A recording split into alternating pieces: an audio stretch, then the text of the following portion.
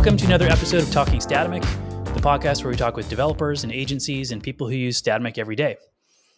This episode is sponsored by Ravenna, a Laravel and Statamic partner agency focused on providing actual solutions, great communication, and having fun along the way. Find them at ravennainteractive.com. I'm your host, Michael Leroy, and today I'm joined by Joshua Anderton, who's the marketing engineer over at transistor.fm. Hello, Joshua. How's it going? It's going all right today. How about you? Pretty good. Yeah. Right on. Well, before I start asking you questions, I'm just going to apologize to our video viewers. I'm fighting with my eye here because I woke up with it all like bloodshot and stuff. So if you're listening, it's not going to affect you. But if I'm like blinking or whatever, sorry if it's a distraction. But okay, let's get into it. Okay, so Josh, tell us a little bit about yourself. You work with Transistor. Tell us a little bit about your dev background and like how did you come to that position? Yeah. So I'm trying to. How far back do I go here? I've kind of always actually I guess my development background. I started out building WordPress sites. Like many of us did. 12 years. Around 12 years ago, I guess that was when I started. So that was like my initial introduction to PHP and like full stack development. And I actually built a little software application, like my a little SaaS product with WordPress. Okay. Around that time. And then eventually, actually, while I was building WordPress sites, I got a job as a front end developer, and at a marketing agency out here in Langley, and I learned Ruby on Rails there. So that was actually the first like proper full stack framework that I learned how to code in, and like build out websites with, and then it was I actually think this was the job before this was the first time that I've ever had like a Laravel like a full-time Laravel job. So I've always used like Laravel and Statamic and PHP on my own projects, but most of the jobs that I've had have actually been Ruby on Rails, which is just funny how that worked out. But in Transistor, we're using Statamic for the marketing site, and so Laravel and Statamic for the marketing site, and then Ruby on Rails for the web app for the actual dashboard app, like the application. So it kind of all came together with this job because I get to do a bit of both. So nice. So do you work on the app at all over at Transistor, or are you mostly just the marketing Statamic guy? Mainly I'm working in Statamic, but we do have we rebuild the embeddable player, I guess earlier last year. So I was working in the app, working on the app with the other two engineers for that. So we'll do like once in a while I kind of jump on that side, but I'm mainly working on the marketing site. So I took a quick look at your website just before we jumped on the call, and I noticed a bunch of that WordPress stuff like in your resume and Ruby on Rails. So I was kind of wondering like, how does this line up? I didn't actually know. Forgive me for my ignorance. I assumed Transistor was a Laravel app. I met Justin at Laracon last year in Dallas, and we actually talked about Statamic, and that's kind of how I knew that you guys are in the mix here. But I just made the assumption that Transistor itself was a Laravel app, but it's Rails. Yeah. It's I've known, I guess, like I was a big fan of Justin's, the founder, Justin Jackson, or one of the founders, I should say, for a long time, and I think originally I heard about him through the Laravel world. Like that's kind of where he was quite popular. So yeah, I think in this case, and actually before I joined Transistor, I did build a Laravel app with him that we were working on kind of on the side.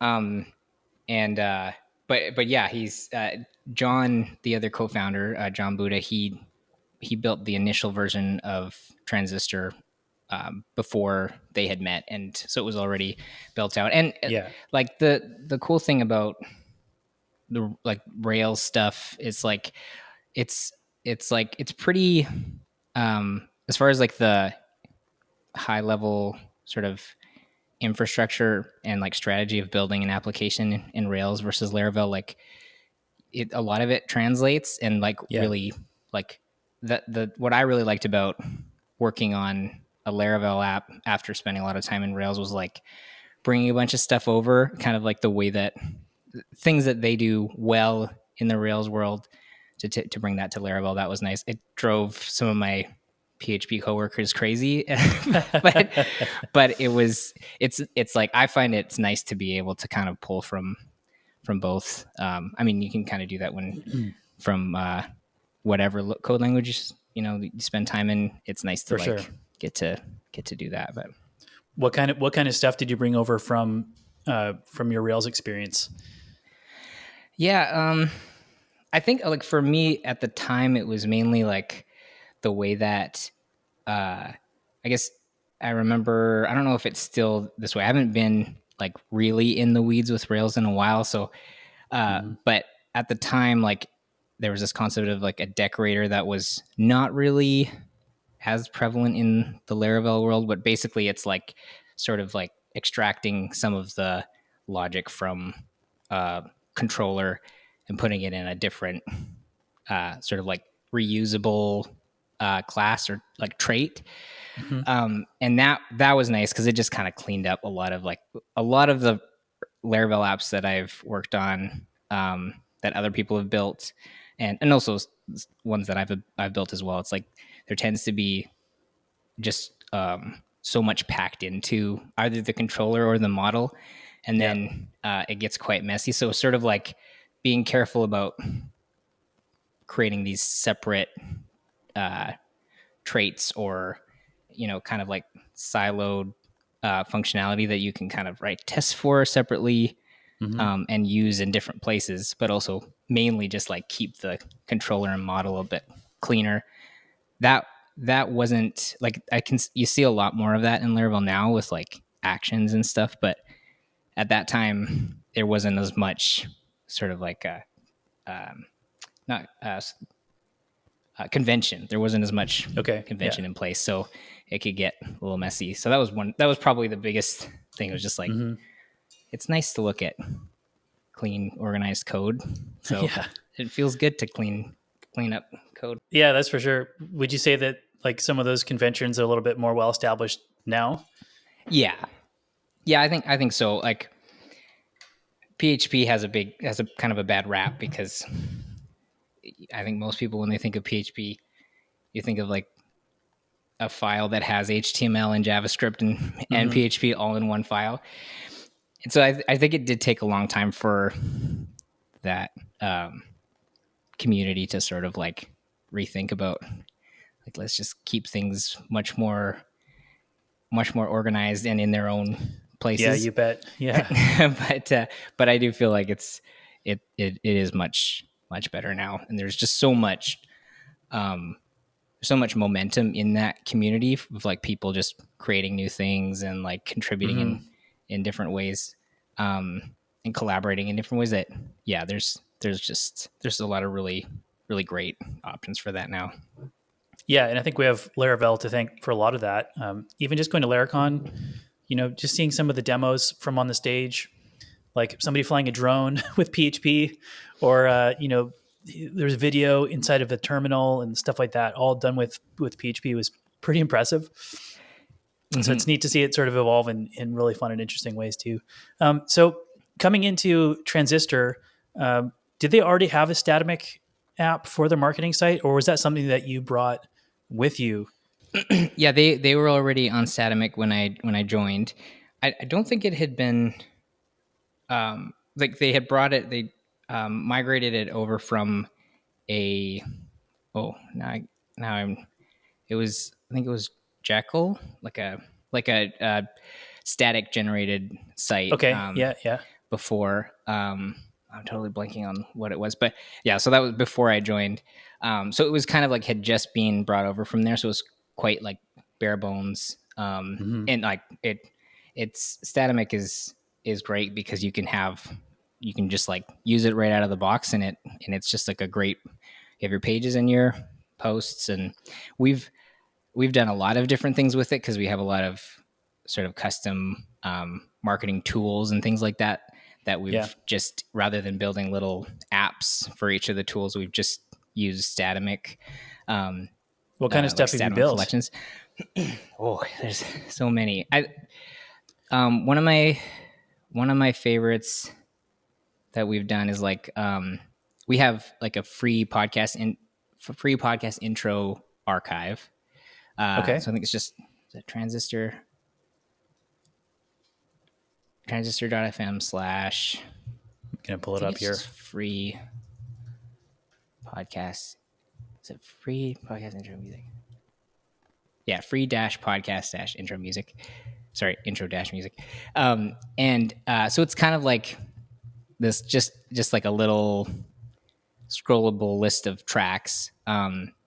And Okay. then we have a blog post sort of about like this is actually a pretty big draw for us. Like we have a lot of traffic that comes through Hmm. this, and so on the back end, it's just a custom collection called tracks, and for each of them, we upload like a MP3. Sometimes we will have like a wave file version of it as well, Yep. and so then all of that just lives in Statamic, and then I have like a nice little like a we use a lot the like the Bard um, editor, so we'll Hmm. have like a custom widget for the track player, and that Oh, way we okay. can use it throughout the site and stuff, and customize it a little bit from like the UI in the dashboard. So yeah, so it's got that like custom collection and then a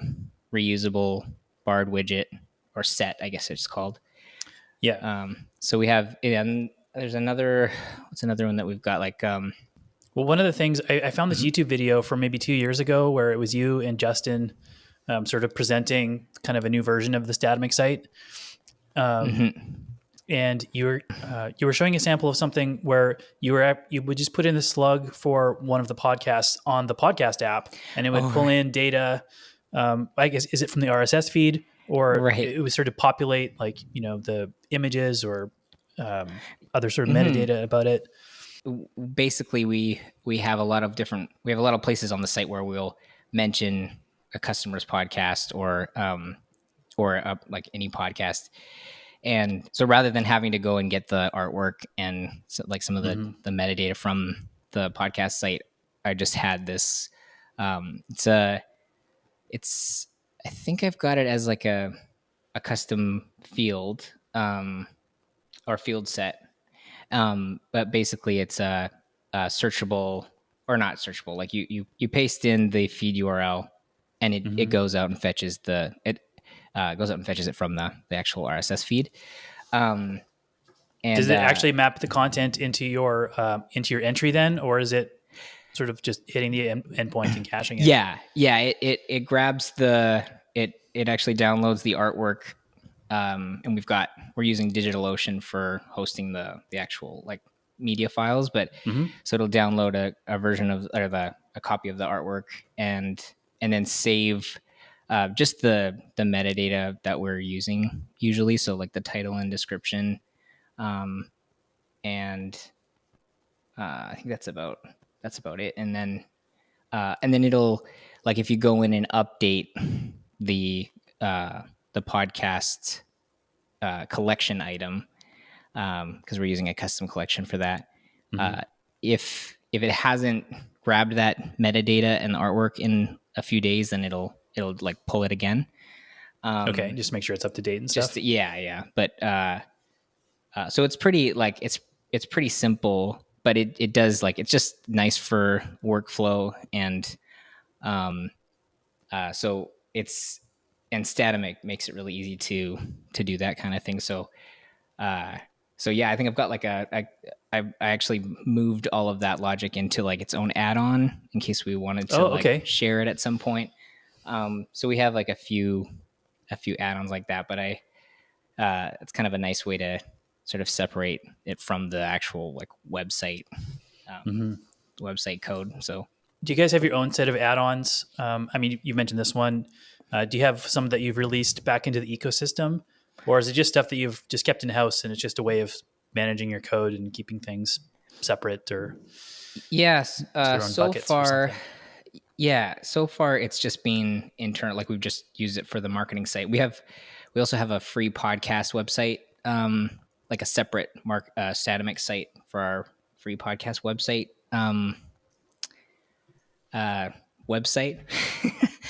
So that's freepodcastwebsites.com, I believe.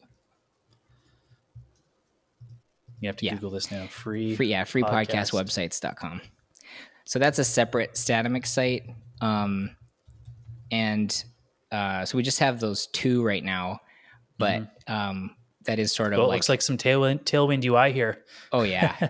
Yeah, this one I'm trying to remember. I think it was James McGivern that built this out for us. But yeah, it was this one they also had built before I joined. But yeah, it looks nice. It's so, oh yeah, so we don't have any like public add-ons right now. But we've just been building them this internally so that I can use them throughout, like between the different sites that we like, the two sites that we do have. But Yeah. we have more recently talked about releasing something that's kind of like specifically for building your own podcast website on top of an RSS feed. So we have like a few different like JavaScript tools that we've been playing around with. So we might release something like that. It's hard to know when, but Yeah. because we're still like, it's still kind of like a fun project. But yeah, so I could see us releasing something like that in the future. But right now, yeah, it's mainly just to keep things clean. So Yeah. I wonder if you guys would come out with like a Statamic starter kit that would integrate with Transistor's API or something. I think that'd be kind of fun to see. yeah, actually, Not to take away from really Statamic's own starter kit for podcasting. Oh, I haven't seen that one. I'll have to check that out. Yeah, But yeah, I think it's new in the last year. So you upload your own stuff through there and expose the RSS feed right from within your Statamic site. okay. So you actually can host it yourself through Statamic. Wow, I'll have to talk to oh my goodness, McDade. I can't believe it. Jack. Yeah. Jack. Yeah. Well, Justin and Jack talk all the time. They're is Jack's? Oh no, Jack's not Canadian, is he? I was going to say he's from. He's down in Florida. Yeah, I believe. Yeah. So there's like a few different Laravel people that Justin's usually chatting with, and he's there. So they're always talking about some of the new stuff, but I didn't hear about this one. So it's such a perfect tool for that though. So yeah, that's kind of what I like. I was gonna say, like, I built a software application called Upscribe. I built a bunch of different SaaS apps over that was kind of like why I got into software development, was to try to build my own software business. And so Upscribe was it was like a lead generation tool that embedded on Medium back when Medium was much more open and yeah. And so I built that with WordPress because WordPress had the concept of what was it? Was it custom post type? Yep. So it was Yep. basically like a collection, like the concept of collections. But like I've now nowadays, like if I were to build something to prototype something quickly, I would definitely just use Static for that, because there's so much like you can go in and like tweak that the way that you're building out whatever I don't know if it's like building a custom um, video call service. Like you just have your collection item, you can tweak different fields right in the dashboard, Mm-hmm. and it's just a really great tool for building out things. So that's where having the having like some of the free tools that we have built, being able to use Statamic for that has made it just a lot quicker, um, rather than having to build our own custom thing just for like a marketing tool that we're trying out. So, how would you say your usage of Statamic has changed since you've been working on it? Have you reorganized how things are implemented on the website? Or earlier you talked about using sets in a barred field. Is that sort of your standard, like how you would do a page, or would you do like a replicator thing where you're dragging things around for the whole page? Yeah, yeah, it's definitely um, changed a lot. Like I find like now I'm trying to simplify things a lot more. So uh, and I think like at first I would just build out like a template, like a just create like one view, and if we were going to have a like for example, we've got our features section. We have a custom feature collection, and they're each of them are quite different. Like they're landing pages for each of our main features, and so originally I would have just like built a a page template for each of them, um, and like just like its own custom page template for each one. Mm-hmm. Now what I'll usually do is uh, I'll build custom like the hero section will usually be unique to each feature page, but I'll rely a lot on Bard for like building out custom sections for the rest of the content, so that I can like whatever I want to reuse on other feature pages or anywhere throughout the site. I It's really easy to just do that.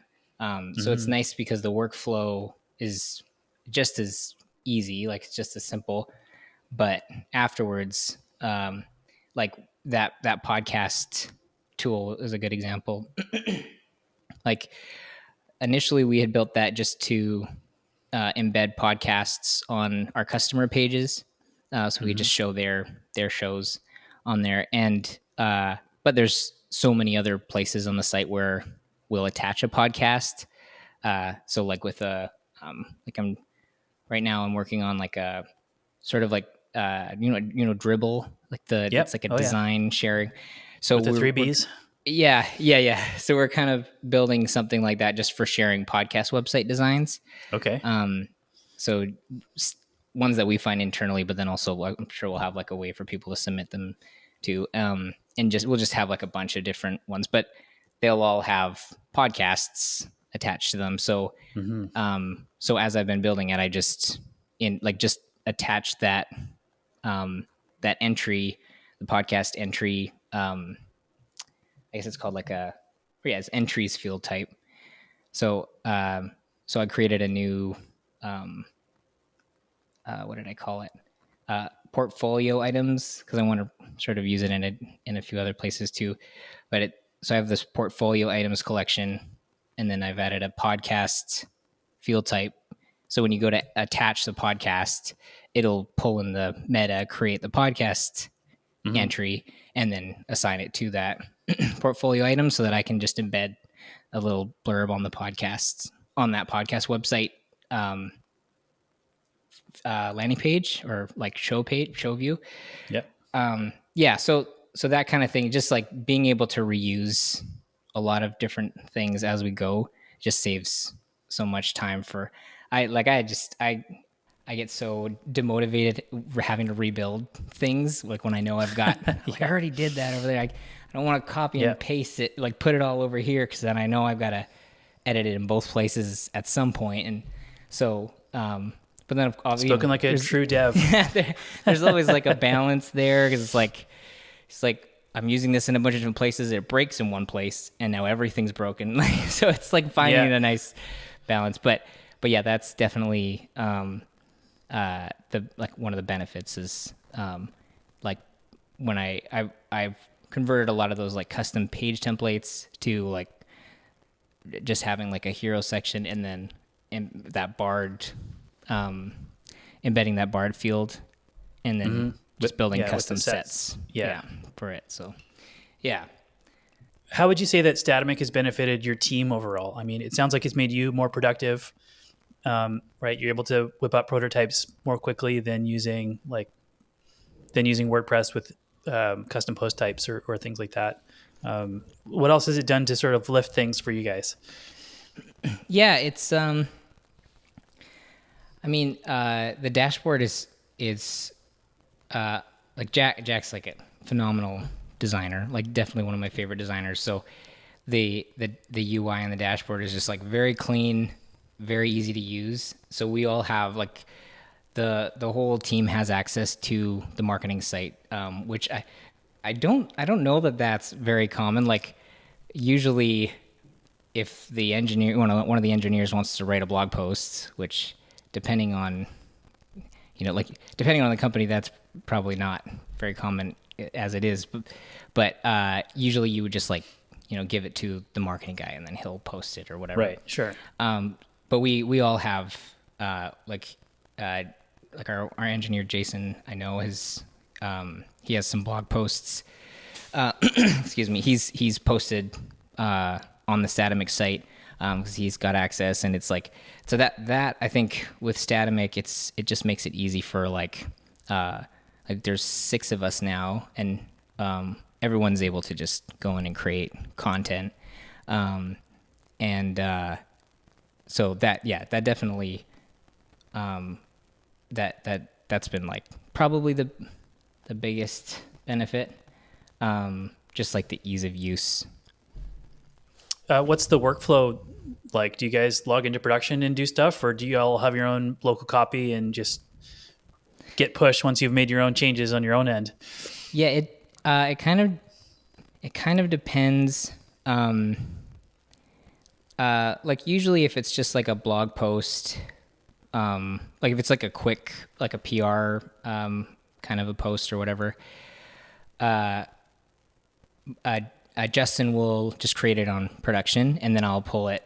I'll pull it into our development branch and like get everything like synced up at some point. And that that works fine. But like if it's like a more like he just built this cool like and I should say that one of the other nice benefits is like Justin doesn't consider himself. I always argue with him about this, but he doesn't consider himself a front-end developer or like a developer. But he's built out a lot of the custom tools that we have on the site. Like he'll throw something together and we'll try it out, and then I'll like go in and maybe I'll change something or updated it at some point. But because Statamic is like really approachable, he's also able to just like go in and build things like that. So he just made this podcast app graveyard. So it's just a list of all the podcast apps that have like Google Podcasts and I think all the stuff that's died off. Yeah, all the players that gone have away. That have all been expired. Yeah. So he would build that locally, and then push it, like create a new PR, and then we'll merge it from there. Nice. Oh man, that reminds me of RDO. That was my favorite music app. Oh yeah. Oh, it's probably been gone for 10 years now, but I still think about it. That's cool. Yeah, that's neat to hear that he's able to jump in. I don't know what his like code experience is like. But if you say he's not really a coder or front end guy, but he can do that anyway, I think that's like that says a lot about Statamic and just how usable it is for people of kind of all skill sets. He's definitely a qualified full stack developer now. He still says he isn't, but he I know that with Laravel and Statamic, that's how he initially, like years ago, like started to get into it. Was just like and I mean, like the great thing now is like you can jump on like Tuple or whatever with another developer and just like work through building a marketing page or like building a little tool or whatever, and that's like a really good way to learn. And then of course like ChatGPT is like really helpful now too with that. So that is one thing that he's done as well, is like he'll kind of like get ChatGPT to get it as close to something as possible, and then he'll take it from there. But yeah, Statamic just makes it really easy to kind of like work with all the different pieces. Like you've got potentially some Vue you can work with, like Vue.js, and we use Alpine on the front end for any kind of like JavaScript stuff. I was gonna ask what the stack was. Is it like the sort of the tall stack? Yeah, it is. Sort more or less. Except for Livewire, we haven't quite needed Livewire. I'm sure that there's a way we could. There's always ways to use Livewire because it's very versatile. But we don't use Livewire yet. But otherwise, so it's Tal, I guess. Tal. Single L. Yeah. So, but Tailwind, Alpine, obviously Laravel. Oh, I guess it would be, we could get Statamic in there somewhere. So it would be Stal. Maybe it's Tals, We'll have to coin the new acronym and make a hashtag out of it or something. Put that in ChatGPT and find a new acronym. Do you think we'll see you or Justin at Laracon or any in-person gatherings in the near future? Yeah, I hope so. I still haven't actually made it out to any of the Laracons, so I definitely I would hope to. We've talked about going to the next one together. Justin, I know that he was. I'm pretty sure he's going to the next. Anyways, yeah, you likely we've got a few podcast specific like podcast movement we go to every year. Okay. So we'll likely be there. And then of course, like because we were in the Rails world too, like John and Jason will go to Rails conferences as well. So and I want to try to get out to one of those too, but hopefully I'll get out there. But Justin will definitely will most likely be there. Before we wrap up, earlier in the show you mentioned one of your own web apps. I think you called Upscribe. Are any of your projects like that still live? Anything you want to plug while we have you on the show? No, actually, when so Upscribe I sold several years ago. It's still up. I don't know that I'm not sure how well it's going, but I sold that one 3 or 4 years ago. And then I built an app with Justin called Meeps, which was like online membership management. And we kind of we sort of like phased that out. It was just like a much bigger thing than we were prepared to do. I mean, mainly like I joined Transistor while we were working on that, and then so it was kind of like a way for us to work together and see how well that went. And so once I joined Transistor, I just like we got more into Transistor stuff, and then sort of like took a step back from Meeps. But that was the last product. The nice thing, Transistor has been the first company I've worked at where like I get to like build so many things just day to day that I don't have to. I'm not like really itching to build something myself on the side. Like it's Right. Yeah. You're getting the scratches every day already. Yeah, and Right on. Right on. yeah, and it's just like it's like a great team culture and stuff. So it's like I think all of the reasons that I initially wanted to build a software application to avoid having a full-time job, those haven't really like it's well, I think part of it is like John and Justin, when they started Transistor, had that in mind too. So I kind of get to benefit from. You get part of that culture from. Yeah. Okay. Yeah. Cool. Yeah. So That's nice. it's like, it really is like my dream job. So I'm still, so I haven't been building, like I built like little things for like my kids. So I've got like a sound effects cool. web page thing that they put all their little, like, we've added a bunch of random sounds to, but I don't think that's even I think it's just like on a staging site or something. But otherwise, yeah, it's all Transistor stuff. So right on. yeah, nothing to plug. Okay. Cool. Sounds like kids in the background there. Oh yeah, yes. Work from home life. I'm surprised there hasn't been more screaming coming into because I think they're having a dance party upstairs. That was the nice. the thing. So yeah, work from home life, and my wife homeschools our kids too. So we're like really everything from home. You're into it. Yeah. Okay. So I usually like to wrap up with the important questions of life. Do you prefer light mode or dark mode? Dark mode. Yeah, definitely dark mode. Okay. And as a front end guy and marketing guy, I'm sure you have your opinions on fonts. Is there like a go-to font for you, or are there any that should be retired? Ooh, I gotta be careful. Because I know everyone loves Inter. I have like 3 episodes in a row, everyone's mentioned Inter. Yeah, what have they said about Inter? Oh, I think, Jack said everybody likes Inter. It's kind of an easy go-to. Yeah. Vin in episode 2 said the same thing. Mm-hmm.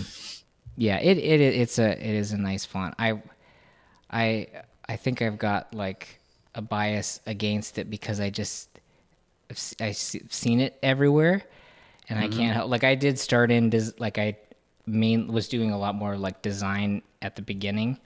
When I first started out, so when like went from like more graphic design kind of stuff to web design to front end to eventually full stack. So fonts are definitely I think the main thing, like for Transistor, we care more about the site loading as quickly as possible. So we're like, so we do try to use like I think we like OS level fonts or something. Yeah, wherever we can. Okay. Yes. So that's usually, so it totally depends on the business use case. But there are like one website I love to go to for fonts. It's called fontshare.com, and they have a bunch of really nice free fonts to use, but very well designed, and they're not really used. They're not as prevalent, which is nice. So if I'm building something for like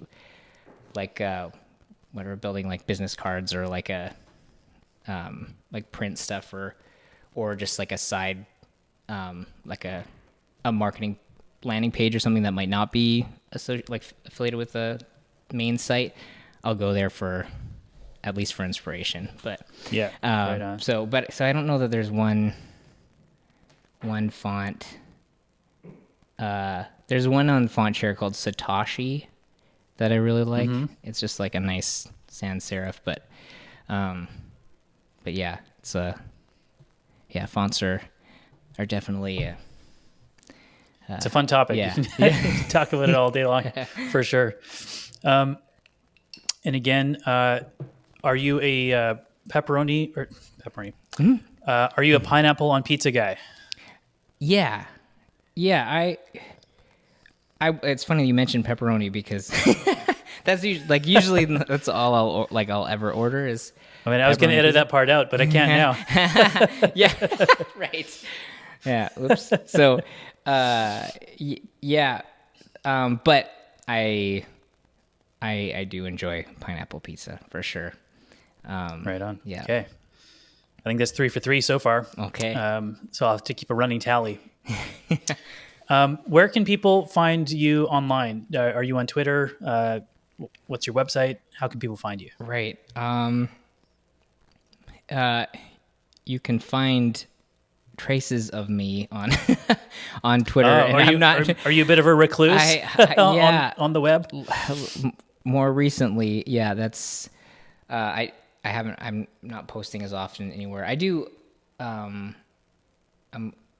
am kicking around ideas for like a podcast, so there would be stuff that show up at joshuaanderton.ca, I guess would be the place.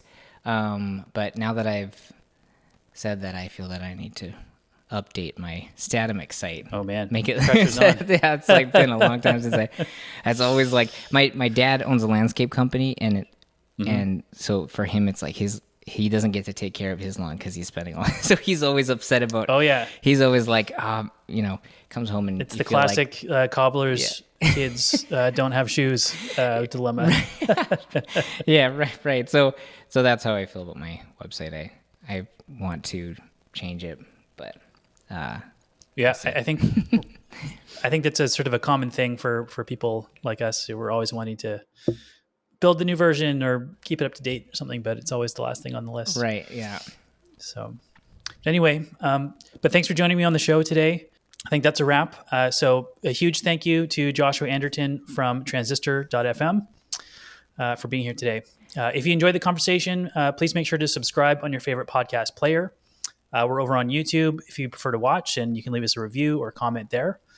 You can follow us on X at Talking Statamic and we're on Blue Sky as well. And you can join the mailing list at talkingstatamic.com. Thanks for watching and listening, and we'll catch you in the next one. Thanks.